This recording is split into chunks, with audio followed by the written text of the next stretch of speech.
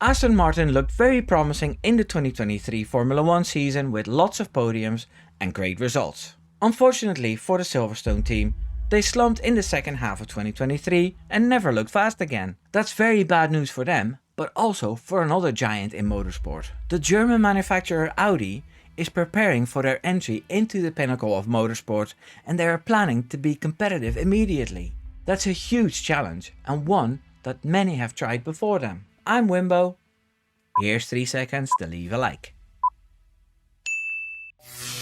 Aston Martin underwhelming. The current Aston Martin F1 team ticks all the boxes needed for a successful Formula 1 team. When Lawrence Stroll invested in Aston Martin, taking a 16.7% stake in the company, they rebranded the Racing Point team he owned into the Aston Martin F1 team. So there are significant funds to run the team, especially since technology company Cognizant became their title sponsor. Lawrence Stroll is a fashion billionaire, so he knows his business. The team also had great drivers on the grid. Well, Sebastian Vettel is a 4-time world champion and he scored the team's first podiums. Unfortunately, the second place podium was taken away due to not having enough fuel in the car in Hungary. The other driver was, and still is, Lance Stroll. But he's paired up with a 2-time world champion now. Fernando Alonso scored loads of podiums in the period when Aston Martin was competitive. However, lately he's not been in a good mood.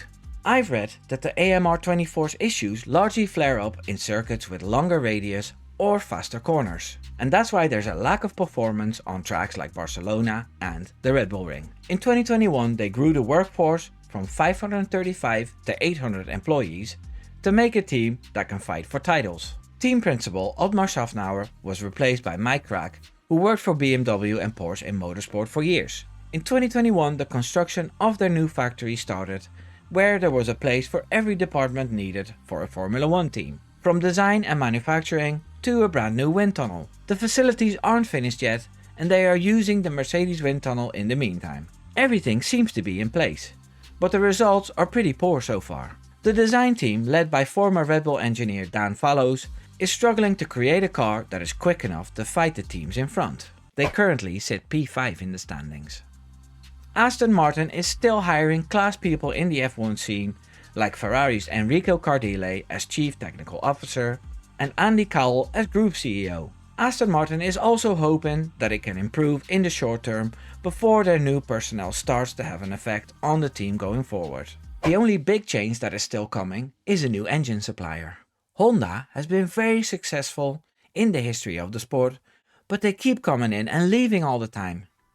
They stopped the collaboration with Red Bull, who started their own powertrains department because of it.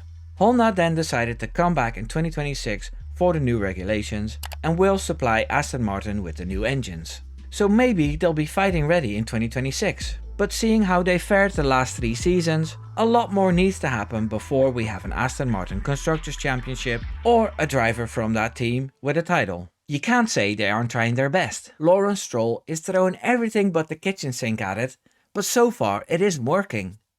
And that doesn't bode well for an ambitious team like Audi. Audi's ambitions.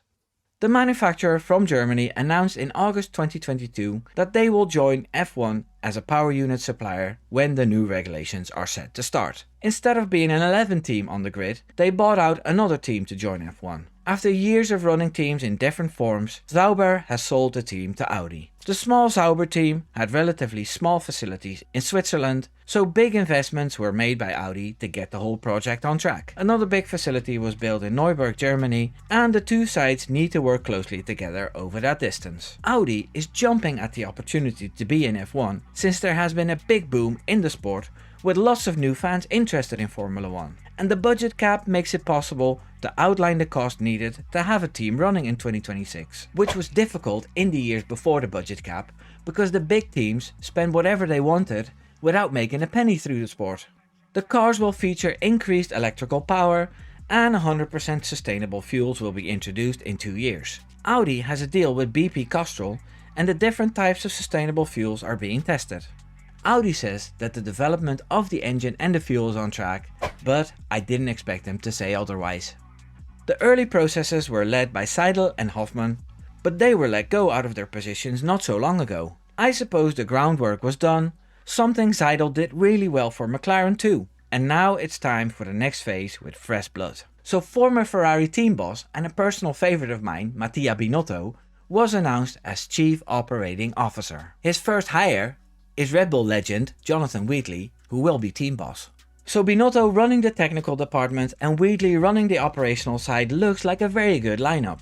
The Stake F1 team, which is what the team is called at the moment, struggled with pit stops all season long, and that's a speciality of Jonathan Wheatley. The first driver they have signed is the German veteran Nico Hülkenberg. The second seat is still to be decided on. It's very well possible that Valtteri Bottas will keep his seat for another season before they get a proper driver in. Just kidding, Bottas is great. I like him. Joe and his Yen friends might stick around if Alpine doesn't pick him up. I might be forgetting a few details about Audi joining Formula 1.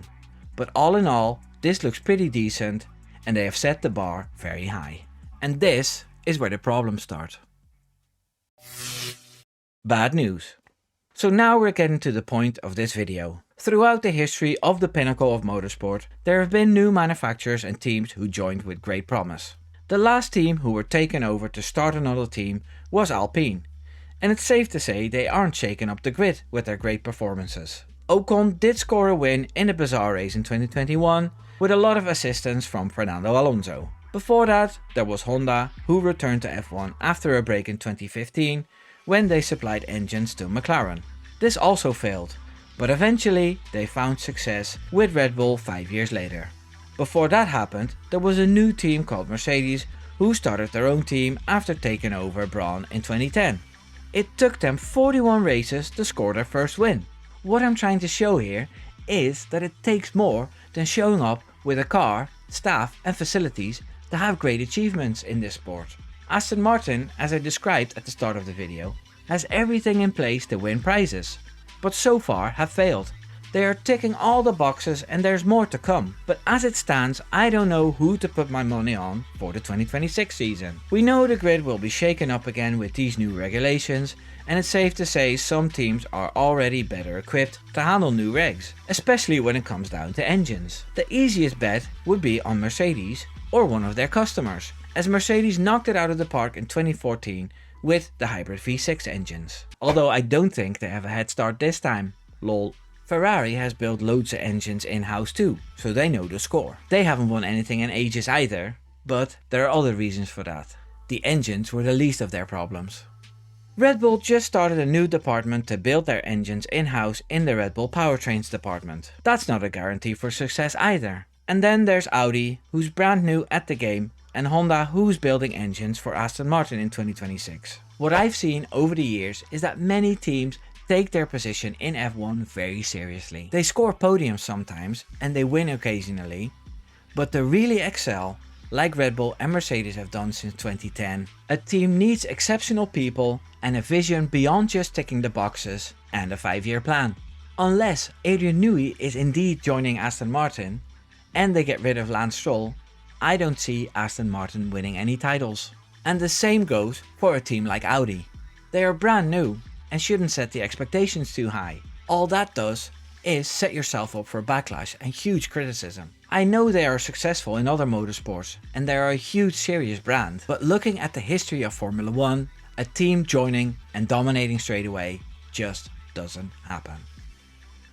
Prove me wrong. Subscribe. Take care now. Doei doei.